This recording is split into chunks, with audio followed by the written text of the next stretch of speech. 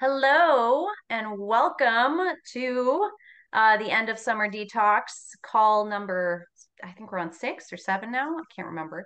But this is going to be all about cravings and prepping for the holidays and really figuring out how to establish a beautiful relationship with food.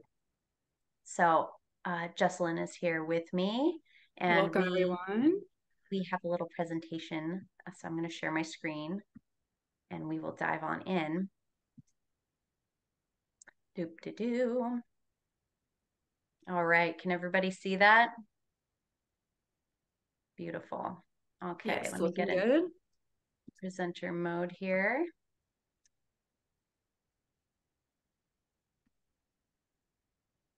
So, cravings and holiday prep. Let's talk about it. But before, I'll just tell you a little bit about myself. If you don't know me, I am Ilsa Greatorex-Duncan. I'm a regenerative health practitioner, so I help people to reverse disease and conditions in their bodies in natural and non-invasive ways. And Purium is one of my favorite ways and support systems to help my clients with rapid transformation, just because they're so nutrient dense and amazing. And they have the #1 glyphosate solution in the world. I'm also a certified health coach and life coach. I like to weave that into my practice whenever possible to help my clients really succeed. Jessalyn, you want to take the mic? Yes, hi, everyone. My name is Jessalyn Crichton, and I am a certified holistic health coach, and I'm passionate about helping people live more balanced and thriving lives. And I'm excited for today's presentation. We are going to go ahead and be talking about all things cravings and shame and guilt around food. And some of the things we're going to be covering are how we rebalance the microbiome, how we can feel deeply nourished in our bodies, how we can cleanse out some parasites, regulate the nervous system. And we're also going to be talking about some tips for navigating our emotions around shame or food, how we can nurture the adrenal glands. And lastly, we're just going to cover some food appreciation and gratitude. Amazing.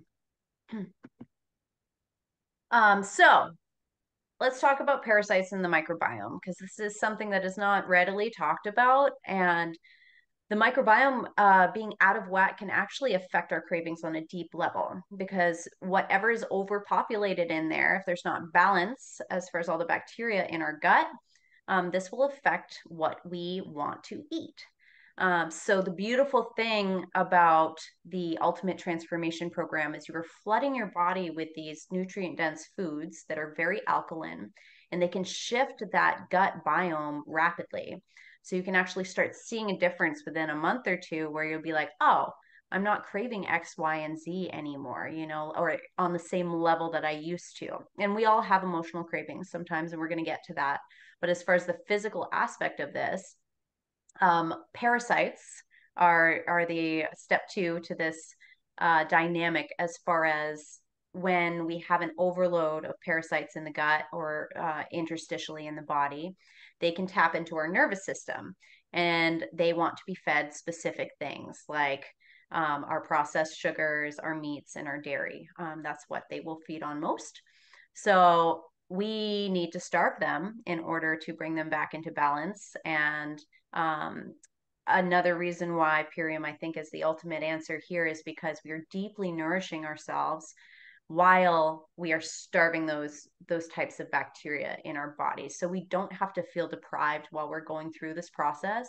And yes, while you're going through the parasite portion of the cleanse, you may feel some more cravings, but this is literally parasites tapping into your nervous system and being like, hey, feed me. And when you have these cravings, if you're feeling like some anger come up for you or something like that, this means you are winning and you just keep on going, keep on trucking as hard as you can because you will come to a new base level. And that new base level will allow you to have more choices around your food rather than impulses around your food. Awesome. Thank you, Ilsa. And now we're going to talk about some ways we can unwire shame. And first, I just want to cover about what food shame is. It's something that we are internalizing, and we believe that we are bad or wrong for our choices. And then we can also experience something called food guilt, which is when we are obsessing over food and whether food is good or bad. And then when we eat certain foods, we may feel shame or stress or anxiety around these foods. And so, especially during the holidays where there is an abundance of food and we are around friends and family and around more high calorie foods or more desserts, more indulgent foods, we want to take some time to be aware about how we are feeling about our food, so that we can actually enjoy the holidays and not be stressing out so much. And some of the ways that we can do that are, well, my number one tip is to actually allow yourself to eat food without judgment. Mm-hmm. And the best way I can describe this is to indulge when you are allowing yourself to eat something and enjoy every bite of that or whatever your body is craving, and allowing yourself to actually eat that. So for instance, say it's like a slice of pumpkin pie and you're just really craving that, instead of restricting yourself, allow yourself to eat this pumpkin pie, because eating one slice of pumpkin pie is not going to make you fat or make or break your diet, because one day or even 1 week of eating not as healthy as you may want to is not going to make or break your health. Mm-hmm. And so if you are craving a certain type of food, instead of denying yourself, you can flip the thought on its head, which you could say like, okay, I'm not going to eat this slice of pumpkin pie because it's bad for me. And you can flip that thought on its head and say, oh, I can indulge on this pumpkin pie because we are celebrating with friends and family, and it can also be pleasurable for me to eat this, and just allowing ourselves to eat it and indulge as well. I think that is the most important thing. Yes. And I feel like that's what I have to say on this slide is, yeah, just allow yourself to eat food without judgment, and noticing when you have shameful thoughts around food and flipping it on its head. Beautiful. Thank you, Jessalyn. So this just leads into this next piece of how we are eating, which when you are eating, in addition to enjoying your food and having those moments of indulgence when you want them, um, I think it really helps to slow down and actually moment by moment have an experience with your food. Not only will this help you emotionally to feel less shame around your cravings and those sorts of things, but it actually helps your gut break down the food and digest it properly so that it's not causing you to gain weight. It can help boost the metabolism this way. And the digestive phase actually starts in the mouth with our pidalin enzyme. So as we chew our food and everything's getting broken down in there with our teeth, we're also starting the digestive process. So if we take time to chew and we slow down and we actually take 20 minutes to eat a meal, beautiful things can happen with your metabolism without you actually changing as much of like your focus on what you're eating. It's like how we are eating throughout the meal. Yeah, I think that is so important. And that also plays into who we are being when we eat, because sometimes when we are denying ourselves or restricting ourselves, we may feel like ravenous around food, and we may eat our food like we haven't eaten in a week. And that may be because we are stressed out, or that may be because we are not feeling completely nourished in our bodies. And so taking a moment to just ask yourself, like, hey, what's going on here? What am I feeling? What's coming up for me? Am I actually hungry? Do I actually need to eat some food? Do I need energy, or is something else coming up, either emotionally, or maybe we are actually hungry and need nourishment? And so I think that's where it comes into, yeah, allowing yourself to actually eat food mindfully. Mm-hmm. Thank you. And as we are mindful with our food, we want to allow all of our senses to get involved. So while you're eating your 20-minute meal and you're really having a sensory experience with it. So again, the eyes, even like seeing different colors at the grocery store, can ignite your saliva, which again is the beginning start of digestion. So sight, like making a beautiful plate and like being intentional about like how you craft your plate, can actually help digestion too, because you're like, ooh, look at that. And gets your juices flowing. Same with smell, of course, we're all familiar with that. But touch, even, they have done studies where like if you are actually holding your food, that you can digest more easily. And I mean, hearing like the sizzling of a pan or something like that can also ignite your food excitement within the body. And of course the taste, but like savor the taste and the flavor, especially if it's something that you really enjoy. Take your time with it, don't just shove it in your mouth, you know. Really taste every morsel of it as you're going. And then noticing too, like, how do we feel during, while we're eating, and then how do we feel physically afterwards? That has helped me make some shifts, that like if you're trying to do things differently in your life and you really want to make some changes, that can be helpful, as far as, did that food make me feel energy, or did that food make me feel really heavy and put down, you know? And those are guidelines to help you choose like what may be agreeing with your body or not agreeing with your body, and how you may want to be eating in the future for maximum vibrance and vitality. Yeah, absolutely. I think that's so important. And I think that comes down to, yeah, just being aware and I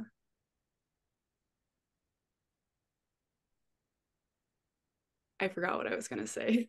That's okay. No worries.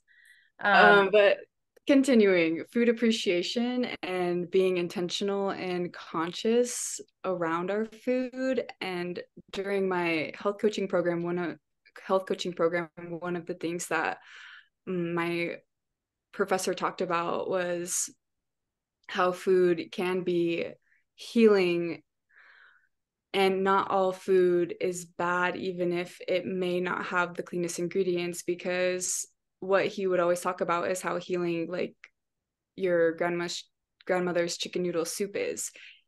And maybe it doesn't have like the cleanest of ingredients in there, but it can still be healing because the food does have love in it. mm, absolutely. I remember my grandmother's grilled cheese. I mean, it was like white bread and American cheese, but I've never had a grilled cheese sandwich like that, you know, and there's something about it that was so special and soothing to the soul.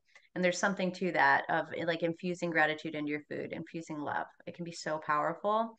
And especially if you're eating something that's like not good for you, quote unquote, I think it's more important to like put the love in it, you know? Mm-hmm. Our cells are always listening. That was one thing that I wanted to say on the previous slide, is our cells are always listening to us. So if you tell your body, I am going to assimilate and digest this well, and you just like use that as your mantra instead of like, should I be eating this? Like, how is this going to affect me? This can actually change the dynamics of how your body is functioning. The power of our word is really, it's big. So moving on. Sorry, food isn't good or bad. It's so true. Quality does matter. If you're not infusing your food with goodness or love, doesn't come from your grandmother or you know, somebody who you really care about. There are some things to look at when we're aiming for a healthier body. And I would say, like, still, you know, make the meal that you love to make, but focus on the quality of the ingredients. Like as you're inching your way closer to where you want to be, try switching out, a non-organic food for an organic food, or try switching out a dairy cheese for a non-dairy cheese, and just making these little simple switches to move the needle in your system. Reading labels can be really helpful. There's a lot of ingredients in processed foods that like don't even make sense. There's, you read a label and there's 10 things in there that you don't even know what it is. And generally speaking, a processed food shouldn't need more than like 5 to 7 items in it. So that can be a good guide when you're at the grocery store if you're trying to make healthy changes. Also, just a small touch, we're not going to dive deep on it, but glyphosate toxicity is everywhere. It's on all of our conventional food crops and sprayed on, your neighbor's lawn or college campuses. So glyphosate toxicity is something that you need to be aware of on some level. And if you can shop from the Clean 15 or pay attention to the Dirty Dozen, these lists are online and available. And these are the Clean 15 are the cleanest vegetables of the year, the ones that have been sprayed with the least amount of pesticides, least amount of glyphosate. And then the Dirty Dozen are the vegetables and fruits that have been sprayed with the most. So these are good guidelines to go by if you can't afford organic food or those sorts of things, as far as still getting some quality nutrients in your body and not having to break the bank. Yeah, absolutely. And I think with that too, it's not about being perfect. It's more about like crowding out certain foods that are unhealthy. So say, yeah, if you are a big soda drinker, maybe just trying to switch that out with something else that's a little more healthy, which could be, well, there's always water, I think is the best option, but there's also like natural juices, but you have to be careful with that too, because you don't want to, that's where like reading ingredients comes in as well. And I think that the journey of healing your relationship with food takes a long time. It's not something that happens overnight. And so really giving yourself compassion and giving yourself grace and showing up the best you can every day and slowly adding these habits into your life over time, making this something that is consistent in your life, will then become something that you're doing every day as an action, and that will be how you change your behavior. So it's not something that just happens like that. And so it's something you continuously work on every day. And maybe you're not somebody who is struggling with food shame or food guilt, but maybe you do have a lot of cravings. And so I think my number one tip for what helped me around my food guilt and shame and having cravings was to allow myself to eat food without judgment, because there was a time in my life that I was like eating an insane amount of like sweets or all sorts of foods. And then one day I like started to question myself and I was like, I don't even think that I am enjoying this food as I'm eating it. And so that was when I really started to like be aware of that and allow myself to actually, like, if I'm going to eat a brownie, I'm going to enjoy that brownie, because what is the point of eating it if you're not actually enjoying it? And then it's like this bad cycle of shame for eating something that's bad when, yeah, food isn't good or bad.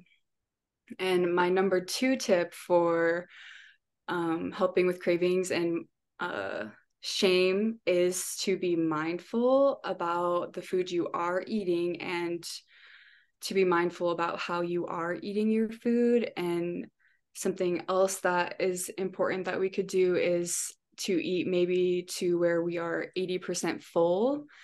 And that can be hard to tell sometimes too, is like realizing our true hunger cues and our like true fullness cues. And so just being mindful about, hey, maybe, well, we know when we're like too full, like we know that feeling. So like just maybe, yeah, drinking some water, and slowing down a little bit while you are eating your meals, and knowing that like it's okay to have more than one portion you can eat. And I'm not saying that like you should do that every day. Like obviously if you can eat 2 slices of pumpkin pie, and like that's not going to make or break your health. But if you eat 2 slices of pumpkin pie every single day for a year, that's probably not going to be the healthiest thing for you. So I think it all does just come down to being mindful, being aware of what you are eating, allowing yourself to eat without judgment, noticing your hunger cues and your fullness cues. And I think my last tip would just be to practice gratitude around your food, to really like thank your food and for the energy that it will give you, and for all of the energy it took to even get that food on your plate. And maybe that's not something you do every time when you eat, but just trying to incorporate that more, I think, is helpful. And yeah, that's about all I have for that. Thank you. Thank you, Jessalyn. It's such a journey for all of us, as far as our relationship to food goes. It can be so tricky, but it is a journey, and like you shouldn't, well, I don't want to should on anybody, but it shouldn't have to be, one day you're doing this and then the next day, you're going to do something completely different. There's little tiny steps, baby steps, I think is always the way to go to get lasting results with something. So I want to talk a little bit about the polarity of food, just because this can be helpful as far as literally just nutritionally speaking, as far as if you are eating like a whole bunch of red meats and eggs and salt, this has a very contracted tension energy to it.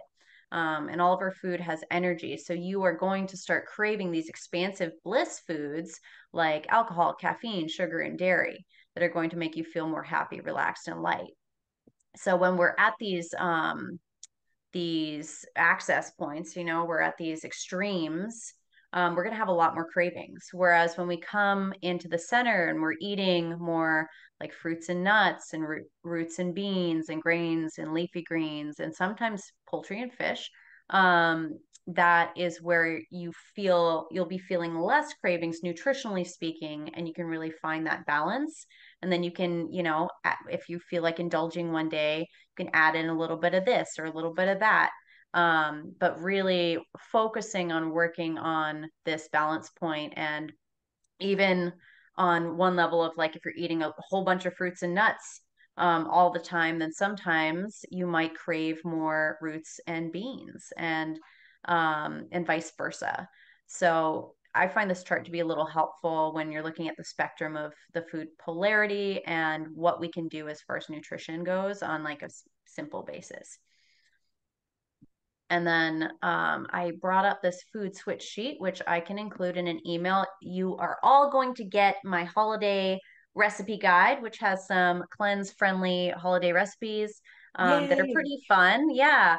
And then this is just like some suggestions as far as simple switches, because I really do feel like walking the ladder, not making extreme changes all at once can be really helpful. So if you're used to eating cheese all the time, try finding a cheese, and you might have to experiment a little bit to find one that you actually can sit with. It took me a little while to figure out the ones that I actually really like. And these are a couple of them. Like the nuts for cheese wheels are amazing.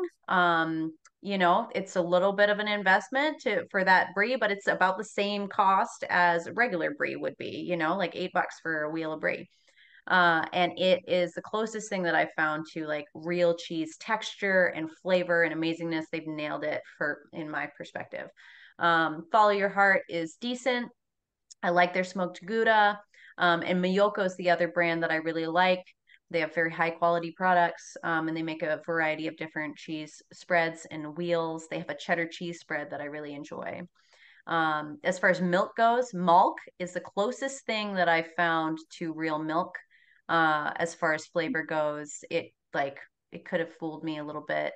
Some people may disagree with me, but I think it's real close. And Three Olives is super creamy. So if you like lattes or like milk in your coffee in the morning, I feel like the Three Almonds gives you that creamy goodness that you might be searching for. And a lot of people are opposed to, tofu because of the soy factor and those kinds of things. The pumfu, a lot of people haven't heard of pumfu, but it's pumpkin seed tofu, has great texture. It's got amazing flavor. It's a different type of flavor than tofu or meat, but I really like it. And because of the texture, it hits that kind of meat point in my mind where I'm like, ooh, I'm eating like hearty protein, and cooks up, sautés up really well.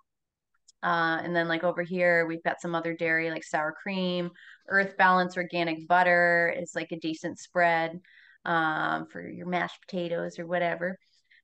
We've got some cream cheeses here, some yogurts, some favorite yogurts.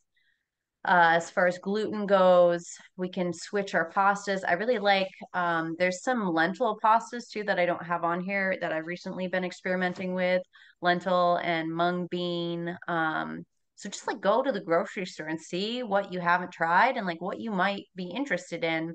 Again, there might take a little exploration to find one that you actually enjoy, but there are good ones out there. So don't just give up. Siete is an amazing brand for chips, tortilla chips, and anything like organic rice, amaranth, quinoa, sprouted grains are going to be better than regular grains on any level. So if you see something that says sprouted organic grains on it, it's much better for you than the average wheat product or gluten product. So moving on here, we are going to talk about Thanksgiving preparations, which I'm going to switch my screen share over here to the actual recipe book because we're not going to go over all the recipes, but I do want to show you just what you have to look forward to. Dun, dun, dun. Come on now, here we go. Healthy holiday recipe guide.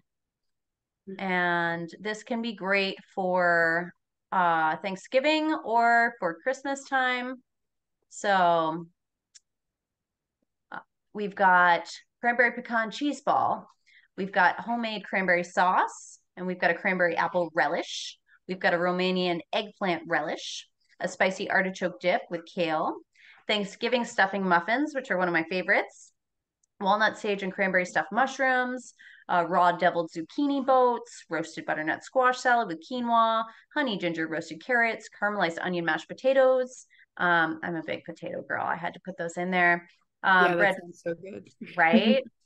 Bread-free stuffing, raw stuffing, which actually has great flavor to it. I tried it last Thanksgiving and I really did enjoy it. It's different, but it tastes good.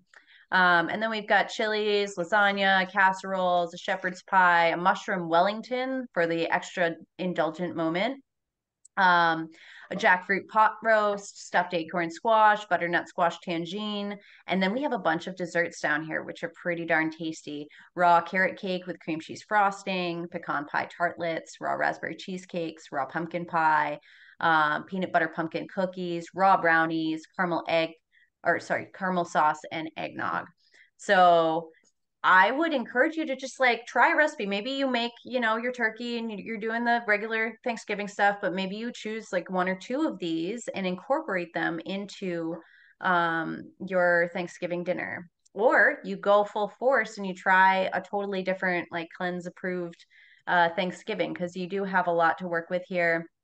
Every recipe has full ingredients, a little description, instructions, and then some notes. You've got prep time. Like for this one, it's got chilling time, the total amount of time that it would take, and the servings that it'll give you. So everything's very straightforward there.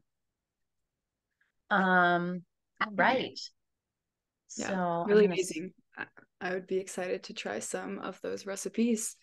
yeah, I will be sending it out with the replay and everything. So I would love to hear too if anybody has a fun food experience with a recipe guide, post it in our group, our Facebook group, or just message me. Let me know because this is my holiday creation for y'all. Does anybody have any questions before we finish up? Anybody? No? Okay, wonderful. Well, I'm going to stop the recording. And I wish you all a happy, happy holiday. And I hope that this was super helpful. Thank you, Jessalyn, for collaborating with me. Yeah, thanks, Ilsa. I hope that you guys learned something new today and that you can use this not only during the holidays, but going forward in your day-to-day lives.